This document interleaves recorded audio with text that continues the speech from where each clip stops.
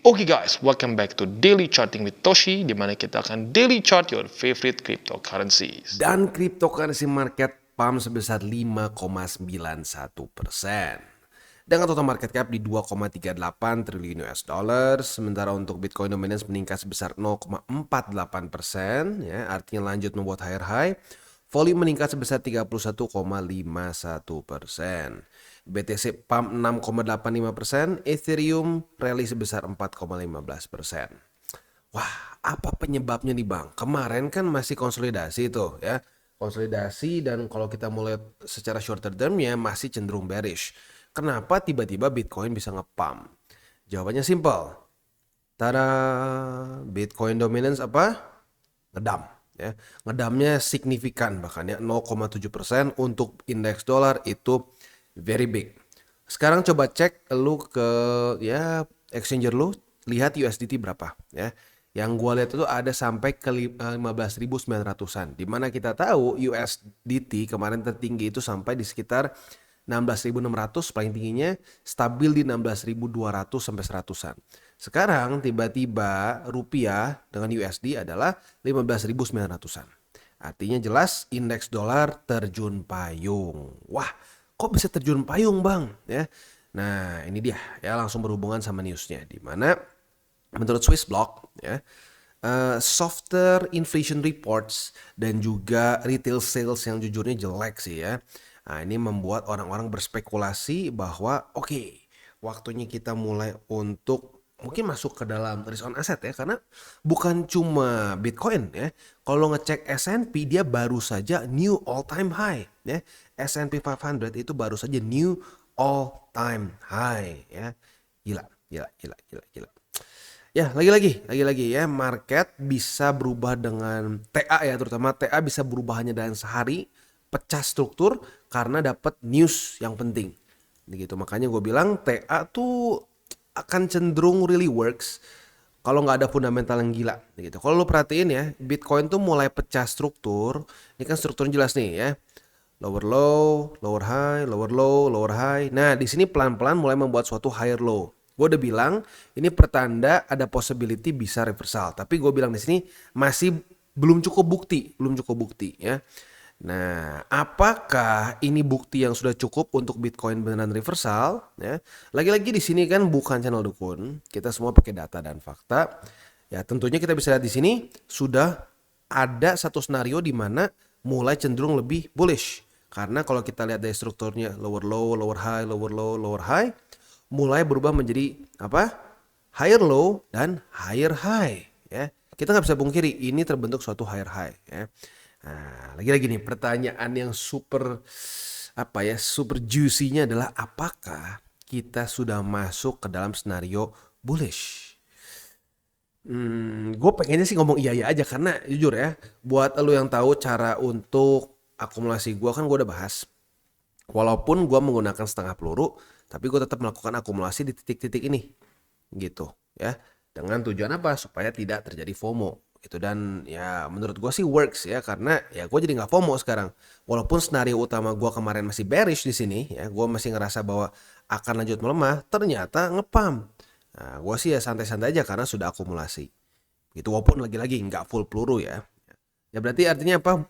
Semoga buat lu yang sudah akumulasi juga dengan mungkin setengah peluru atau jangan-jangan seperempat peluru seperti gua, itu nggak merasakan FOMO karena ya gua pribadi nggak merasa FOMO gitu karena tetap melakukan akumulasi.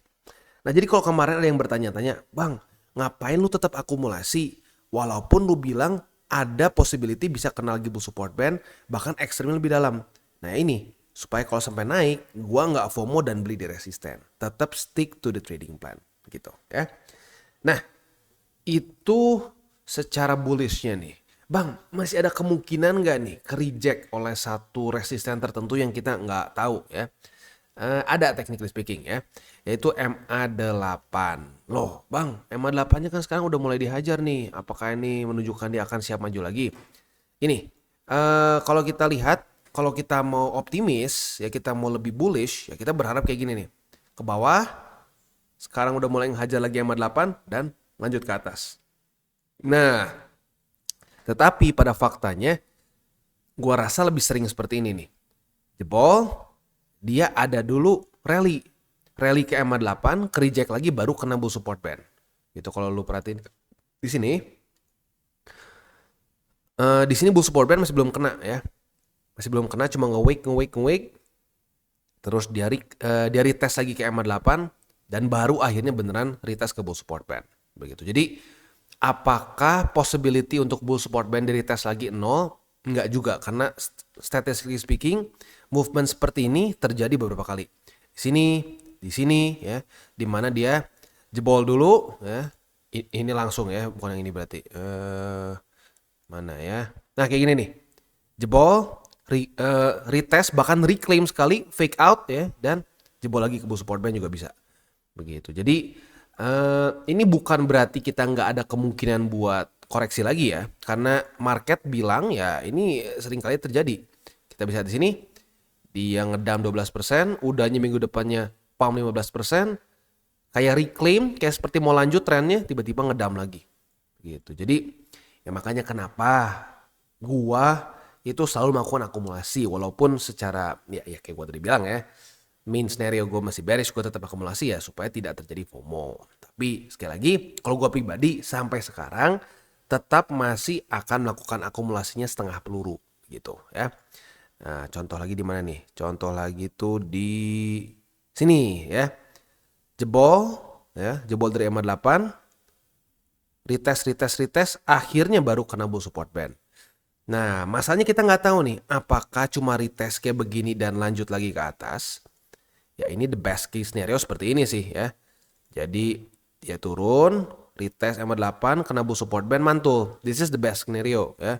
Tapi pada faktanya kita seorang investor dan trader harus siap juga kalau amit-amit terjadinya seperti ini. Ya. Jebol, retest, jebol lagi ke bawah membuat lower low gitu. Ya karena gini, daily sama weekly itu bisa benar-benar terlihat beda total ya. Ini weekly, ya, bentuknya seperti ini. Sementara daily terbentuk pola mulai bullish, gitu. Jadi ini dalam posisi yang jujurnya gue juga bingung nih. Apakah ini benar-benar akan mulai reversal atau enggak? Karena ya lagi-lagi kalau lu sudah ngikutin DCWT dari lama, ya lu udah tahu ini kalau reversal ya gue senang-senang aja. Bull support band udah sempat kena kemarin di sini ya. Ada beberapa juga subscriber gue bilang, wah bang mantep banget bang, gue udah pasang di bull support band langsung kena, udah profit berapa tuh berarti ya. Kalau dari bull support band berarti sekarang tuh udah profit 16% ya. Kalau dari angka sini nggak kena lagi ya soalnya kemarin ya. Kalau dari struktur sini nih, buat lu akumulasi di buy limit 1-2 gitu ya. Berarti buy limit 1 lu udah profit sebesar 5%-an. Buy limit kedua lu udah profit sebesar 7,76% ya. That's the beauty of DCA begitu ya. Nah, tapi lagi-lagi seperti yang gue bilang, walaupun mulai ada satu pertanda bahwa BTC masuk ke dalam pola reversal ya, dia mulai membuat suatu higher high, higher low, dan higher high lagi. Jelas ini karena sudah daily close ya, dan bahkan menaklukkan MA50 nih ya. Jadi sekarang kalau bisa dibilang buktinya udah mulai kelihatan. Kita bisa reversal secara TA maupun secara fundamental begitu ya. Nah, yang tinggal gue tunggu-tunggu sebenarnya satu lagi nih. Apakah the Feds bisa beneran soft landing? Karena gini, data yang kita punya itu the Feds hard landing ya. Kita bisa lihat di sini the Feds itu hard landing.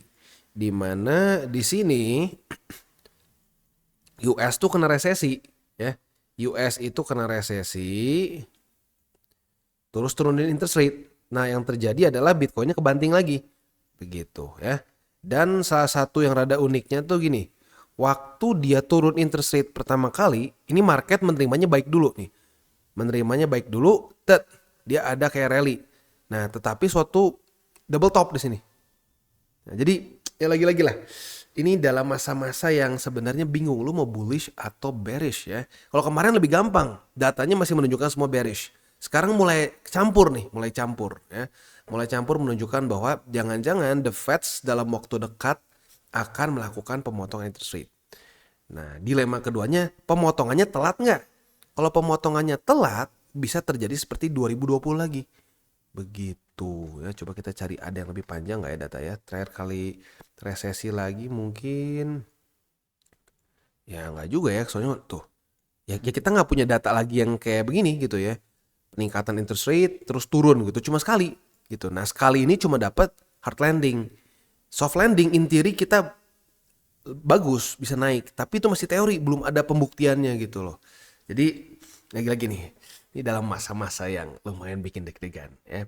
Ya tapi sebenarnya kalau lu melakukan akumulasinya kayak TCI sih ya nggak akan deg-degan karena kemanapun lu siap gitu ya. Kayak gue pribadi, nih BTC naik ke 100.000, gue senyum, ya asik udah siap ya. Dia turun sampai ke bull support band maupun amit-amit sampai ke 30.000 pun kita udah siap juga dengan skenario itu ya. Nah, jadi lagi-lagi itu yang mau gue tekankan. Sebagai seorang trader tuh harus siap dengan dua skenario. Kalau nggak suka dengan cara gue ya nggak apa-apa. Lo bisa ke channel lain yang pasti-pasti aja katanya kan, yang deterministik gitu, yang udah tahu market mau kemana ya silakan, monggo gitu. Kalau gue pribadi gue ngaku, gue bukan Tuhan, gue bukan dewa, gue bukan dukun, gue nggak tahu mau kemana. Yang kita lakukan adalah ya kita mengantisipasi dua skenario, suka nggak suka seperti itu ya. Kalau apa ya lagi-lagi lah sama kayak analogi seblak ya. Jangan marah-marah ke toko sushi dia nggak jualan seblak, ya lu salah toko begitu ya. Oke, economic calendar hari ini ya. Hari ini tuh sebentar kita coba cek ya. Hari ini dari US itu akan keluar initial jobless claim ya. Initial jobless claim itu harapan kita adalah kalau kita mau lanjut naik ya tentunya ya. Kalau kita mau lanjut naik harapannya lebih tinggi daripada ekspektasi. Karena kalau pengangguran semakin besar di US, nah itu akan mendesak the Fed untuk secepat mungkin menurunkan interest rate ya. Tapi nuansnya adalah kalau sampai ketinggian ekstrim gitu ya, penganggurannya meningkatnya terlalu tinggi juga, itu bisa ke resesi. And resesi is bad begitu ya, karena secara statistiknya ya kita bisa lihat sendiri resesi di sini walaupun interest rate turun, BTC kebanting, dan kebantingnya tuh bukan 10% loh, kebantingnya itu 71% gitu. Jadi jujur ini masa-masa yang apa ya, bikin deg-degan jujurnya ya. Apakah Jerome Powell akan berhasil atau tidak ya melakukan soft landing. Selanjutnya ada juga Philadelphia Fed Manufacturing Index. Untuk ini harapannya adalah dia lebih rendah daripada ekspektasi ya, karena lower than expected reading should be taken as negative or bearish for the USD. Berarti 7,7 ya, lebih rendah daripada itu. Udahnya lebih malamnya lagi udah that's it ya, cuma ada 2 hari ini. Dan kalau kalian penasaran kemarin hasilnya berapa ya, CPI itu yang core CPI sih nggak ada gimana, nggak terlalu merah ya, biasa aja. Nah yang mungkin merah itu adalah ini CPI monthly, yearly turun tapi masih sesuai sama masih sesuai dengan ekspektasi. Nah jadi hasil data CPI yang worse than expected untuk USD ini jadi melemah. Plus yang parah ini adalah retail sales. Retail salesnya itu targetnya 0,4%. Ini 0. Kebayang nggak? Ya, sebelumnya 0,6. Ini aja udah merah. Ya. Nah ini 0 gitu. Retail salesnya jelek banget. CPI-nya juga jelek ya, otomatis indeks dolar kebanting. Begitu ya. Ya. Nih Jerome Powell pasti dia pusing sih ngeliat data kayak gini ya. Ya sekali lagi kita doakan semoga Jerome Powell bisa soft landing. Karena teorinya kalau soft landing kita nggak perlu lagi drop. Tapi kalau kita kena resesi hard landing ya kayak kemarin kemungkinan begitu ya. Oke, jadi kurang lebih seperti itu untuk makro kita pada hari ini. Selanjutnya kita akan geser ke buy limit. Sebelum kita masuk ke buy limit, seperti biasa gue akan disclaimer dulu bahwa semua konten DTCI bukanlah financial advice. Ini semua bentuknya adalah edukasi. Lalu bagaimana cara untuk mendukung DCI? Ada banyak caranya. Lu bisa like our video, bisa share our video, atau juga bisa menggunakan link referral kita di bawah. Nah sekarang kita akan dengar dulu pesan-pesan dari sponsor kita pada hari ini. Oke, today's video is brought to you by Bybit. Dan Bybit sedang ada event SEA Games kompetisi trading derivatif. Ya, kita bisa mendapatkan hadiah sampai 1,9 miliar rupiah ya, alias 120.000 USDT dengan kurs 16.000 biar gampang hitungnya ya. Nah ini event berlangsung atau lebih tepatnya sekarang kita sudah bisa mendaftar ya, karena pendaftaran itu dibuka dari tanggal 6 Mei ya. Jadi sudah bisa kita lakukan pendaftaran ya, dan bahkan sudah ada pendaftar juga sih ya. Paling banyak di mana? Dari Indonesia. Luar biasa ya. Jadi buat lo yang mungkin nggak punya skill olahraga ya, nggak bisa menjadi atlet di SEA Games beneran, ayolah jadi trader yang bisa membawa Indonesia menang gitu ya. Oke, kalau kita lihat di sini ya, aturannya itu yang pertama periode acara 6 Mei sampai tanggal 20 Mei. Periode pendaftaran 6 sampai 20 Mei. Kompetisinya dari 8 sampai 31 ya. Nah, ini semua hanya berlaku untuk yang tinggal di ASEAN saja, makanya namanya SEA Games, dan sudah harus verifikasi level 1 atau 2. Pengguna juga harus mengklik tombol daftar untuk bisa partisipasi dan seterusnya ya. Minimal aset bersihnya itu 100 USD untuk di akun Bybit-nya. Untuk mengakumulasi volume trading nilai minimal 100.000 USD selama kompetisi gitu ya. Nah, buat lu yang tertarik ya silakan dibaca dulu satu persatu ya. Apabila sudah cocok ya bisa ikutan. Acara ini dibagi menjadi 3 ya. Yang pertama adalah kompetisi volume trading ya, otomatis gampang ya, ini self explanatory. Tim yang dengan volume terbesar akan menang, kasarnya seperti itu ya. Nah, itu gambarannya. Selanjutnya ada juga di sini acara kedua adalah seberapa besar kita profitable ya, ini LNR. Jadi kita tuh lebih ya, profitnya berapa gede sih. Nah, semakin besar profit kita, maka kemungkinan kita untuk menang acara kedua semakin besar ya. Yang ketiga adalah promo peer to peer, di mana kita bisa memenangkan 8.000 USD ya. Caranya gimana? Lu bisa baca dulu, apabila sudah cocok bisa ikutan. Intinya lu bisa dapat airdrop sampai 10 USD dari hanya deposit 100 USD. Jadi bisa dapat cashback sampai 10% ya.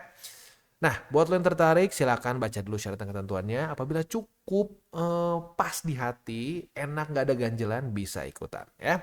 Sekali lagi ini sudah bisa terbuka untuk pendaftaran. Buat lo yang tertarik, silakan bisa ikutan dan mulai trade di Bybit. Oke, dan sekarang kita masuk ke Bitcoin. Untuk buy limitnya berarti otomatis berubah ya. Nah, buat yang mungkin nggak tahu, buy limit ini tuh kita akumulasi spot ya, akumulasi spot jangka panjang. Jadi untuk buy limit pertama sekarang adalah di angka 65.463 atau boleh juga di EMA50, boleh pilih yang mana ya. Nah, untuk buy limit kedua di angka 65.120. Sementara buy limit ketiga di 62.529. Itu untuk posisi spot di Bitcoin ya. Nah, untuk posisi futuresnya posisi futures ya sebenarnya posisi long kemarin udah kena semua sih, tapi maksudnya nggak akan sampai sini juga karena target TP posisi long kan kemarin 2. Yang konservatif itu di EMA 20 di 2,12%. Yang agresif tuh di sini cuma beda tipis 2,29. Ya, jadi dibilang agresif juga enggak lah, beda tipis gitu sebenarnya. Itu untuk posisi longnya. Untuk posisi short ya kemarin ngepump gini ya nggak bisa nge-short apa-apa, nggak ada setup. Ya jadi ya untuk posisi shortnya kita tunggu sampai ada setup selanjutnya. Next kita masuk ke Ethereum. Dan Ethereum pun rally lumayan ya, 5,36%. Bukan rally, ini pump ya, sorry, ini nge-pump. Nah, untuk buy limitnya jadi ada sedikit pergeseran. Buy limit pertama jadi di angka 3014, buy limit kedua di 2920, dan buy limit ketiga di 2828,5. Itu untuk posisi spot di Ethereum. Nah, untuk posisi futuresnya, retest 1, retest 2 sudah terjadi di EMA 20. Nah, artinya apa? Artinya kita sudah punya posisi short, dan posisi shortnya sudah kena target TP di angka 3014. Berarti ya kita sudah TP ya nggak gede sih 0,7%, tapi ya lumayan daripada nggak sama sekali ya. Nah, untuk posisi longnya gimana? Untuk posisi longnya kita lihat besok pagi, kalau daily close dari Ethereum di atas dari 3014, maka kita bisa limit posisi long. Retest kedua di 3014 sebagai support, kita buka posisi longnya, dan target TP kita di MA20 ya. Itu kurang lebih setup untuk Bitcoin dan Ethereum ya. Buat lu yang pengen pair favorit lu dimasukin ke DCWT sesi kedua, boleh komen di bawah ya. Dan apabila cukup banyak demandnya, kita akan masukkan ke DCWT kedua. Nah, coba komen di bawah nih, gimana menurut lo ya? Apakah ini sudah bisa menjadi satu tanda jelas bahwa kita reversal? Atau MA8 akan memainkan hati kita lagi seperti ya mungkin di sini gitu ya. Lalu di mana lagi? Di sini gitu ya. Karena statistiknya ada kayak begitu. Bahkan sempat ada yang jebol dulu, MA8-nya seperti udah tembus dan bam turun lagi ke bawah. Ya kalau gua pribadi ya naik ya boleh, turun boleh. Kita bukan dukun ya, kita lihat aja yang mana begitu. Tapi yang jelas suka nggak suka kita harus akui bahwa sudah mulai terbentuk suatu pola yang lebih bullish ya. Higher high, higher low, higher high. Nah, apakah MA50 bisa menjadi support dan Bitcoin bisa lanjut lagi membuat higher high? We'll see. Karena kita harus ambil step by step. Oke guys, jadi itu adalah akhir dari segmen DCWT kita pada hari ini. Dan jangan lupa bagi kalian yang merasakan manfaat dari segmen ini, jangan lupa untuk share ke teman-teman kalian. Dan apabila lu pengen mensupport channel kita, ya TCI, jangan lupa untuk menggunakan link referral kita di bawah. Nggak wajib, ya, tetapi apabila lu menggunakan link referral kita di bawah, ada macam-macam, ya, dari Bybit, Huobi, Maxi, toko kripto, dan banyak lagi, ya. Ya, walaupun nggak wajib, tapi kalau menggunakan link referral kita, lu secara langsung membantu perkembangan dari TCI. Dan satu lagi, jangan lupa juga untuk join Telegram group kita, di mana kita bisa ngobrol-ngobrol santai mengenai dunia cryptocurrency secara dua arah. So, jangan lupa untuk like, subscribe, klik the bell icon, and see you on the next video.